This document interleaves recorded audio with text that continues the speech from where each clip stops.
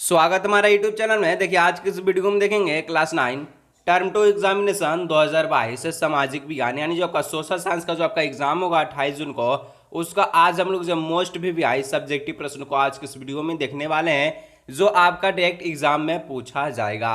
इसलिए वीडियो पर अंत तक बने रहिएगा और अपने सभी दोस्तों के साथ इस वीडियो को जरूर शेयर कीजिएगा। और चैनल पर पहली बार आए तो चैनल को सब्सक्राइब करके साथ ही बेल आइकन को प्रेस कर नोटिफिकेशन को ऑन कर लीजिएगा।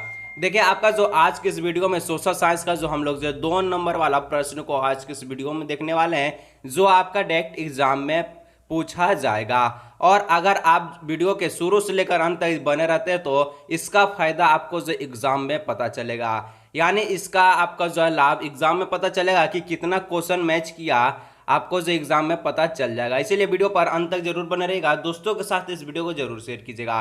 तो चलिए वीडियो को स्टार्ट करते हैं। वीडियो का हर एक प्रश्न को पूरी अच्छी तरह से देखिएगा क्योंकि आपका जो बहुत सारा प्रश्न इस वीडियो से पूछने वाला है। तो चलिए वीडियो को स्टार्ट करते हैं, ठीक है। तो देखिए आपका जो सोशल साइंस का पैटर्न, सबसे पहले खंड आप पूछे, ठीक है, जिसमें अति लघु उत्तरीय प्रश्न पूछा जाएगा और एक प्रश्न पे आपको 2 नंबर दिया जाएगा। इसी के प्रश्न की वीडियो आज की इस वीडियो में हम लोग देखने वाले हैं कि आपका टोटल 2 नंबरी वाला प्रश्न कैसा पूछेगा और आपको जो इससे कितना एग्जाम में आएगा, एग्जाम में आपको पता चल जाएगा। इसलिए शुरू से लेकर अंत तक जरूर बने रहिएगा और जितना भी प्रश्न बता रहे हर एक प्रश्न को पूरी अच्छी तरह से देखिएगा, कॉपी पर नोट करिएगा और समझिएगा और आगे बढ़िएगा और एग्जाम में गर्दा मचाकर आइएगा। जहां भी दिक्कत होता है कमेंट में बताइएगा, ठीक है। तो प्रश्न को स्टार्ट करते हैं, वीडियो पर अंत तक जरूर बने रहिएगा। तो देखिए आपका जो सबसे पहला प्रश्न पूछता है कि धुरी शक्तियों में मुख्यतः कौन कौन से देश जो है शामिल थे, ठीक है। तो धुरी शक्ति में जब जो आपका जो विश्व युद्ध जब लड़ा गया था, जिसमें धुरी शक्ति में आपका जर्मनी, इटली और जापान मुख्यतः धुरी शक्तियों में ये सब जो देश शामिल थे, ठीक है। आगे बढ़ते 2 नंबर प्रश्न की ओर। पूछता है कि स्लीपर से आप क्या समझते हैं, ठीक है। तो स्लीपर होता क्या है, इससे आप क्या समझते हैं। तो स्लीपर जो है रेल की पटरी के आर पार लगे लकड़ी के तख्त के जो पटरियों को उनकी जगह पर रुके रखते हैं उन्हें स्लीपर कहते हैं। यानी जो आपका रेल का जो पटरी रहता है कुछ इस प्रकार का, इसके बीच में जो लकड़ी का तख्ता रहता है, ठीक है, जो आपका पटरियों को रोके रखता है और यहाँ से एकदम समांतर लाइन रहता है, ना कि जो सटा हुआ। तो इसी प्रकार का स्लीपर कहते हैं। क्यों स्लीपर एक ऐसा जो आपका पटरी है जिसको आर पार लगे लकड़ियों के तख्ते को पटरियों को उनके जगह पर रोके रखते हैं, उन्हें स्लीपर कहते हैं, ठीक है। अपने भाषा में लिखिए, कोई दिक्कत नहीं। बढ़ते आगे नेक्स्ट प्रश्न की ओर। तो नेक्स्ट प्रश्न आपका पूछता है निर्धनता रेखा से आप क्या समझते हैं। तो निर्धनता रेखा से आप क्या समझते हैं, तो उत्तर हो जाएगा निर्धनता रेखा गरीबी मापने की एक रेखा है, ठीक है। एक उच्च आमदनी से कम आमदनी होने पर उसे निर्धनता रेखा में रखा जाता है। मतलब जो निर्धन का है तो गरीबी को रेखा मापने वाला एक रेखा है जिसमें पता चलता है कि कौन व्यक्ति गरीब है कौन व्यक्ति अमीर है। और इसमें उच्च आमदनी से लेकर कम आमदनी होने तक का भी निर्धनता रेखा जो है रखा जाता है। मतलब किसी व्यक्ति जो है, कोई भी व्यक्ति है साल के महीने के मान चलिए 2000 कमाता है, ठीक है, महीने के 2000 कमाता है और कोई व्यक्ति महीने का 500 रुपया कमाता है। तो इसी को ध्यान में रखते हुए निर्धनता रेखा का आकलन किया जाता है, ठीक है। तो इसी से अभिप्राय आज समझते हैं हम लोग। तो आगे बढ़ते हैं हम लोग नेक्स्ट प्रश्न की ओर।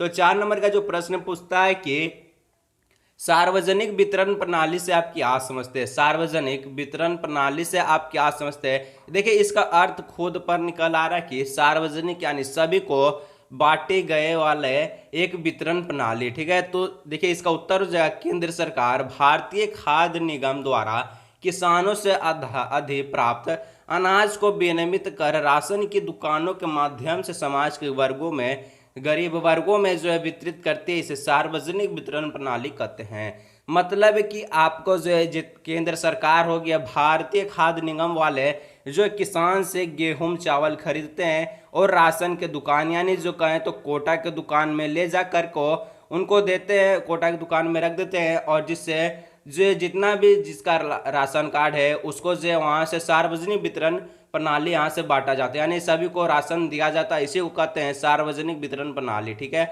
आप खुद पर लिख दीजिए, कोई दिक्कत नहीं, समझिए, उसके बाद तो गर्दा मचाना है। आगे देखिए 5 नंबर का प्रश्न है कि भारत में राष्ट्रीय मानवाधिकार आयोग का गठन कब हुआ। तो देखिए आपका उत्तर हो जाएगा भारत का राष्ट्रीय मानवाधिकार आयोग एक स्वास्थ्य विधिक संस्था है। इसकी स्थापना 12 अक्टूबर 1933 को हुआ। ठीक है, तो भारत में राष्ट्रीय मानवाधिकार का आयोग का गठन कब हुआ? तो 12 अक्टूबर 1933 को हुआ, जो कि एक स्वास्थ्य विधिका संस्था है। आगे बढ़िए 6 नंबर प्रश्न की ओर। शिक्षा का अधिकार से आप क्या समझते हैं? ठीक है, शिक्षा जो अधिकार है इससे आप क्या समझते हैं? तो शिक्षा का अधिकार जो एक मौलिक अधिकारियों में से एक है। आपका मौलिक अधिकार टोटल 6 होता है। ठीक है, आगे हम लोग देखेंगे मौलिक अधिकार का भी प्रश्न इसमें है। तो टोटल मौलिक अधिकार 6 होता है, जिसमें एक है आपका जो है शिक्षा का अधिकार। तो इसमें आपका जो है शिक्षा का अधिकार मौलिक अधिकारों में से एक है। 6 से लेकर 14 साल की उम्र के हर एक बच्चों को मुफ्त और अनिवार्य शिक्षा का अधिकार सरकारी स्कूल के सभी बच्चों को मुफ्त शिक्षा उपलब्ध कराएंगे। मतलब आपका जो शिक्षा का अधिकार जो है इसमें जितना भी 6 से लेकर 14 साल के जितना भी बच्चे हैं उनको जो मुफ्त शिक्षा प्रदान करेगा कौन? सरकार। आगे बढ़िए आपका जो 7 नंबर का प्रश्न है कि मानसून में विराम से आप क्या समझते हैं, यानी मानसून में रुकावट से आप क्या समझते हैं? ठीक है, तो मानसून में विराम का अर्थ है कि वह शुष्क समय जिसमें वर्षा नहीं होती है, कुछ ही दिनों जो है मानसून वर्षा होती है फिर रुक जाती है। मतलब मानसून में रुकावट आने की क्या कारण, इससे हम लोग क्या समझते हैं? तो मानसून में विराम का अर्थ होता है शुष्क समय जिसमें वर्षा कभी जो होती है कभी नहीं होती है और फिर वो रुक जाती है। यही आपका जो मानसून में विराम से आप समझते हैं। ठीक है, आगे बढ़ते हम लोग नेक्स्ट प्रश्न की ओर। देखिए आपका जो नेक्स्ट प्रश्न पूछता है कि जर्मन संसद का क्या नाम था। ठीक है, देखिए आपको यहाँ पर फिर से प्रश्न एक है। इस प्रश्न का नंबर से घबराइएगा मत, जितना भी प्रश्न बताने वाला हूँ सभी आपका जो 2 नंबरी प्रश्न में पूछा जाएगा। ठीक है, जितना भी प्रश्न बताने वाला हूँ सभी आपका जो 2 नंबरी प्रश्न में पूछा जाएगा, इसलिए आपको जो हर एक प्रश्न को पूरी अच्छी तरह से देखना, कॉपी पर नोट करना, दोस्तों के साथ इस वीडियो को शेयर करना। ठीक है, तो नंबर पर मत जाइए, लेकिन आपका जितना भी प्रश्न है 2 नंबरी प्रश्न में पूछा जाएगा। तो आपका देखिए प्रश्न क्या इसका आंसर हो जाएगा कि जर्मन संसद का नाम जो है राइख स्टाग था। ठीक है, तो जर्मन संसद का क्या नाम था? राइख स्टाग। और आपसे एक प्रश्न है कि रूसी संसद का क्या नाम था? कमेंट में जरूर बताइएगा। आगे बढ़िए 2 नंबर का प्रश्न है कि वैज्ञानिक वानिकी से क्या अभिप्राय है? तो वैज्ञानिक वानिकी से क्या अभिप्राय है? तो वैज्ञानिक जो आपका तकनीकों के प्रयोग के द्वारा जंगलों के संसाधन का प्रबंधन और संरक्षण करने को वैज्ञानिक वानिकी कहते हैं। मतलब आपका जो वैज्ञानिक जो तकनीकों द्वारा जितना भी जो आपका जंगल है इसके द्वारा जो संसाधनों का प्रबंधन और संरक्षण, जितना भी जो जंगल से लकड़ी कटता है, लकड़ी से संसाधन बनता है, संसाधन और इसका संरक्षण को वैज्ञानिक वानिकी कहते हैं। ठीक है, आगे बढ़िए 3 नंबर प्रश्न की ओर। निर्धनता के किन्हीं 2 मुख्य आयामों को लिखे। ठीक है, तो निर्धनता किसके कारण है, इसका 2 मुख्य आयाम को लिखना है। तो बढ़ते हम लोग इसका उत्तर की ओर। तो देखिए इसका उत्तर हो जाएगा निर्धनता के 2 मुख्य आयाम लिखें। ठीक है, तो इसका आपका पहला हो जाएगा जनसंख्या में वृद्धि। जनसंख्या में वृद्धि के कारण निर्धनता जो तेजी से ग्रो करते जा रहा है, यानी तेजी से फैलता जा रहा है। आगे बढ़िए 2 नंबर आपका जो पॉइंट है कि शोषण निरक्षरता के कारण कारीगर, मजदूर और किसान का हर कोई शोषण करता है, जिससे उचित मजदूरी नहीं मिल पाता है और निर्धनता बढ़ता ही जाता है। मतलब जो जितना भी कारीगर हो गया, मजदूर हो गया, किसान हो गया, इससे बहुत ज़्यादा काम करवाया जाता है और इसे उचित मजदूरी नहीं दिया जाता, यानी इससे जितना काम है उतना लायक पैसा नहीं दिया जाता है और इसको जो है निर्धनता बढ़ता, ऐसे में निर्धनता जो है बढ़ते जाता है। मान चलिए किसान, मजदूर, कारीगर जो है दिन रात मेहनत कर रहे हैं और उनको पता चलता है कि महीने का 2000 रुपया देते हैं, तो महीने का 2000 रुपया से उनका जो आज का जो महंगाई में पेट नहीं पाल पाएंगे, इसीलिए को कहते हैं निर्धनता जो इसमें भी बढ़ता जाता है। ठीक है, जितना बता रहे समझते जाइए, उसके बाद कोई दिक्कत नहीं है। अगर आप चाहें तो पहला पॉइंट या आपको जो पॉइंट बता रहा हूँ इसको भी लिख सकते, कोई दिक्कत नहीं। देखिए भूमि संसाधनों में कमी और बेरोजगारी, मतलब जिसका पास जमीन नहीं है, इसमें संसाधन में कमी है, उसमें भी बेरोजगारी यानी निर्धनता में ये भी बढ़ते जाता है। आगे बढ़िए आपका 4 नंबर का प्रश्न है कि सरकार बफर स्टॉक का निर्माण क्यों करती है? सरकार जो है बफर स्टॉक का निर्माण क्यों करती है? तो बफर स्टॉक का इस्तेमाल कमी वाले क्षेत्र में और अनाज के गरीब वर्गों में जो बाजार कीमत से कम कीमत पर अनाज के वितरण के लिए किया जाता है। इस कीमत को निर्गम कीमत भी कहते हैं।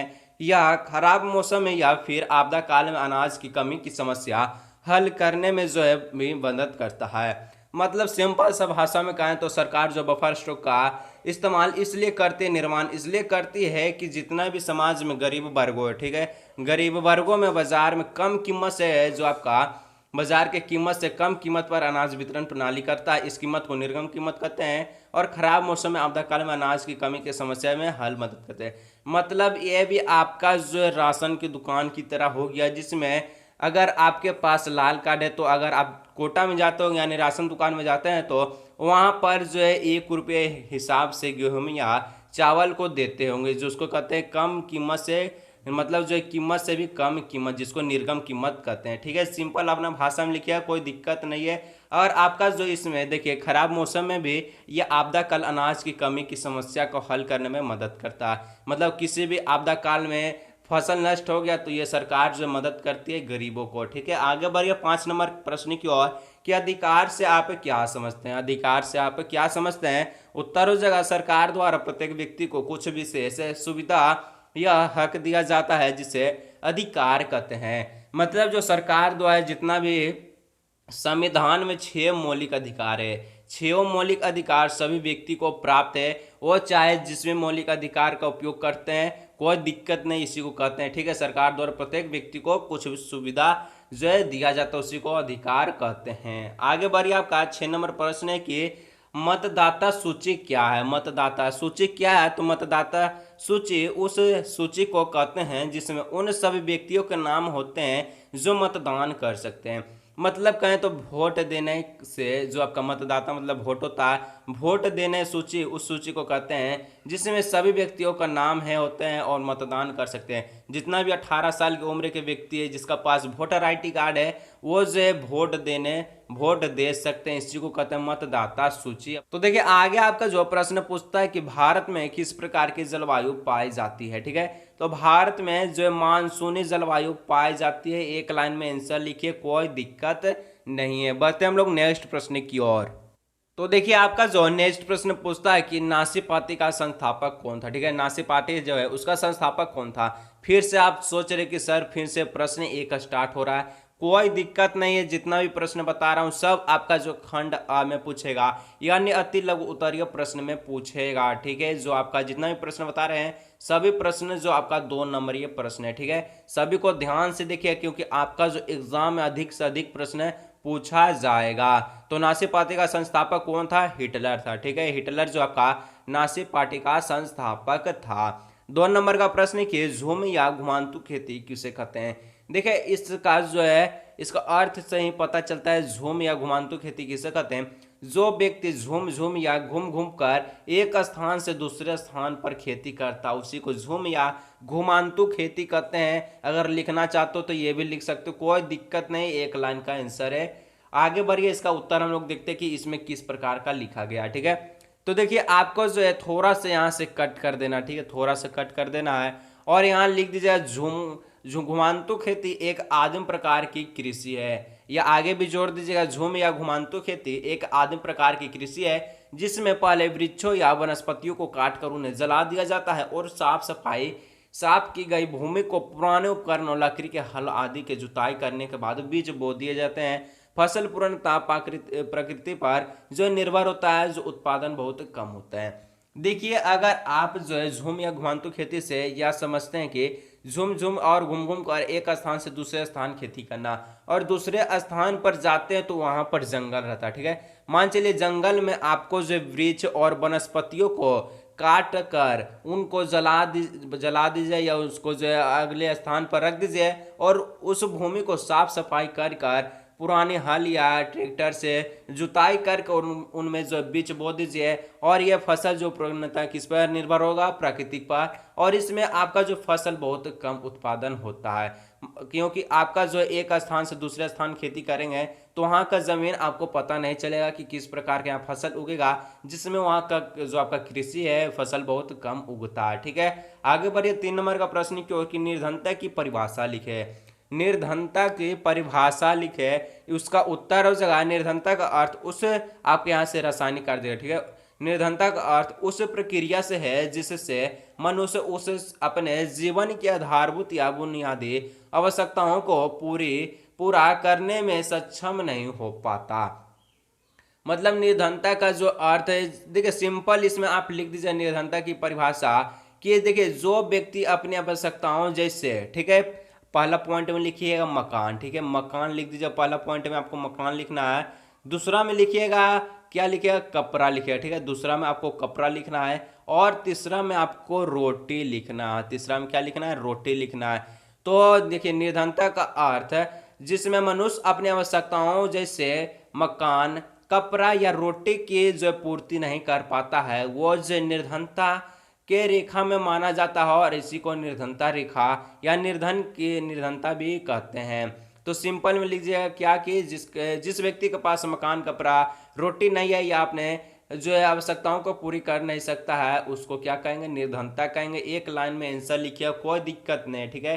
तो देखिए आगे आपका जो 4 नंबर का प्रश्न है कि भूखमरी से आप क्या समझते हैं, ठीक है। उत्तर हो जाएगा विटामिन, पोषक तत्वों और ऊर्जा अंतग्रहण की गंभीर कमी को जो भूखमरी कहते हैं। यह कुपोषण का सबसे चरम रूप है। जिस व्यक्ति में विटामिन नहीं है, पोषण नहीं है या उसमें ऊर्जा अंतग्रहण नहीं है, जिसके कारण जो गंभीर समस्याओं का मुकाबला करने पड़ते हैं, वो भूखमरी के शिकार होते, वही उसी को भूखमरी कहते हैं। और इसमें इसका जो कुपोषण है यानी इसका स्वास्थ्य जो है सबसे चरम रूप ले लेता है, यानी रोग के रूप ले लेता है, जिसमें व्यक्ति की मौत हो जाती है, ठीक है। आगे बढ़िए, आपका 5 नंबर प्रश्न है कि भारतीय संविधान के द्वारा नागरिकों को कितने प्रकार के मौलिक अधिकार प्राप्त है। मैंने अभी आपको बताया कि टोटल 6 प्रकार का मौलिक अधिकार प्राप्त था, जिसमें हम लोग देखे थे शिक्षा का अधिकार, ठीक है। तो इसमें और 5 को हम लोग देखेंगे, ठीक है। तो देखिए भारत के संविधान के द्वारा नागरिक को मुख्यतः 6 प्रकार के मौलिक अधिकार प्राप्त है। जैसा जैसा पॉइंट में लिखा गया सेम इसी प्रकार को आपको भी एग्जाम में लिखना है, क्योंकि पॉइंट देकर लिखने पर एग्जामिनेशर अच्छा मार्क्स देता। मैं हर वीडियो में आपको ये कह चुका हूँ, ठीक है। तो पहला हो जाएगा समानता का अधिकार, दूसरा हो जाएगा स्वतंत्रता का अधिकार, तीसरा हो जाएगा शोषण के विरुद्ध अधिकार, और चौथा हो जाएगा धर्म की स्वतंत्रता का अधिकार, और पांचवा संस्कृति और शिक्षा संबंधित अधिकार, छठा हो जाएगा संवैधानिक उपचारों का अधिकार। टोटल 6 मौलिक अधिकार है, याद कर लीजिए। एग्जाम में पूछेगा एकदम सेम इस प्रकार का लिखिएगा, एकदम लाइन से लिखिएगा और कोई दिक्कत नहीं है, ठीक है। आगे बढ़िए 6 नंबर प्रश्न की ओर कि आदर्श आचार संहिता क्या है। आदर्श आचार संहिता क्या है। उत्तर हो जाएगा आदर्श चुनाव आचार संहिता असल में चुनाव आयोग की ओर से राजनीतिक दलों और अभ्यर्थियों के मार्गदर्शन के लिए जारी दस्तावेज है। मतलब कि आदर्श चुनाव आचार संहिता एक असल चुनाव आयोग है जिसमें जितना भी राजनीतिक दल है इसके अभ्यर्थियों को मार्गदर्शन यानी इसके राह में चलने को दस्तावेज यानी जारी करता है, ठीक है। तो देखिए आपका जो इस वीडियो का आखिरी प्रश्न पूछता है कि देखिए प्राकृतिक वनस्पति का क्या अर्थ है, ठीक है। प्राकृतिक वनस्पति का क्या अर्थ है। उत्तर हो जाएगा प्राकृतिक वनस्पति का मतलब है कि वह वनस्पति जो मनुष्य द्वारा विकसित नहीं किया गया, जो पूरी तरह किस पर निर्भर होता, प्राकृतिक पर निर्भरता, जिसमें जो मनुष्य का कोई सहयोग या मदद इसमें नहीं होता है, या मनुष्य से मदद की जरूरत नहीं है, और जो कुछ भी पोषक तत्व इन्हें चाहिए प्राकृतिक वातावरण से ले लेते हैं। मतलब कहें तो प्राकृतिक वनस्पति या एक ऐसा वनस्पति है जिसमें मनुष्य इसमें कोई सहयोग नहीं करता, यह बिना मनुष्य के सहयोग से अपने आप उपज जाते हैं, जो कि पूर्णतः किस पर निर्भर होता है, प्राकृतिक पर निर्भर होता है। अपने शब्दों में लिख दीजिए, कोई दिक्कत नहीं है, ठीक है। तो देखिए आपको जो इसमें जितना भी प्रश्न कराए सब जो आपका 2 नंबर प्रश्न में था, ठीक है। और इससे अधिक से अधिक प्रश्न भी आपका एग्जाम में पूछेगा, आजमा कर देख लीजिएगा। और आपको जो 3 नंबर का वीडियो चाहिए यानी 3 नंबरी प्रश्न का वीडियो चाहिए तो कमेंट में जरूर बताइएगा।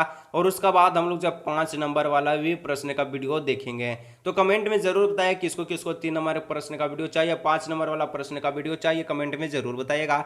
और दोस्तों के साथ इस वीडियो को जरूर शेयर कीजिएगा, ठीक है। और आपको जो 3 नंबर प्रश्न की वीडियो देखने के लिए चैनल को जरूर सब्सक्राइब करके रखिएगा, और दोस्तों के साथ आपको जो इस वीडियो को जरूर शेयर करना है। और जहां से भी दिक्कत होता है सोशल साइंस में जरूर बताइएगा। और आपका जो है मैप का वीडियो अपलोड हो चुका है, ठीक है, मैप का वीडियो अपलोड हो चुका है, उसे देख लीजिएगा, क्योंकि आपका जो एग्जाम में एक मैप से प्रश्न पूछेगा जो कि 5 नंबर का प्रश्न रहेगा। तो चलिए मिलते हैं अगले नेक्स्ट वीडियो में।